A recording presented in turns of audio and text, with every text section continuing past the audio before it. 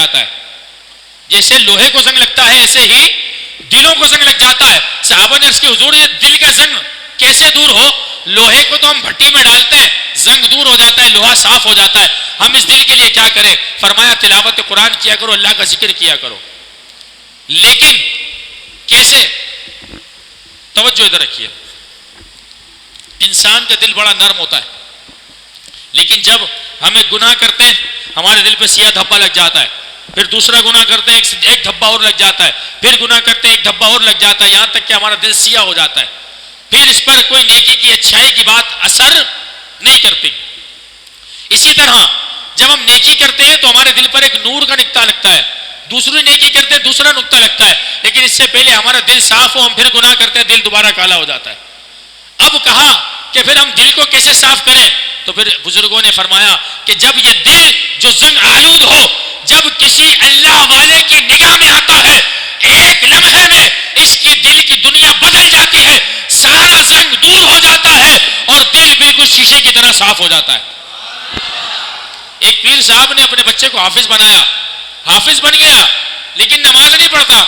اب جناب وہ اپنے بیٹے کو پیر صاحب کے پاس لے گئے, کہا حضور میں نے اس کو بڑی مشکل سے حافظ بنایا, یہ نماز نہیں پڑھتا, میں اس سے کہتا ہوں نماز پڑھا کر, یہ نماز نہیں پڑھتا, آپ کچھ کیجئے.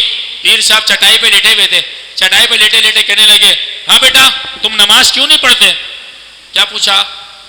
نماز کیوں نہیں پڑھتے؟ تو وہ کہنے لگا میرا دل ہی نہیں لگتا.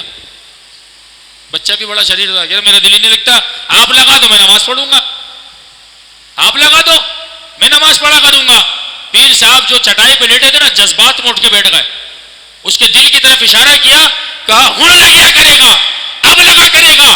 وہ والد صاحب کہتے ہیں اس ایک اشارے کے بعد میرے بچے کی حالت یہ ہو گئی, ظہر کی نماز کی نیت مانگی, عصر کا وقت داخل ہو گیا, ظہر کی نماز مکمل نہیں ہوئی. نگاہ مرد مومن سے بدل جاتی ہیں تقدیریں.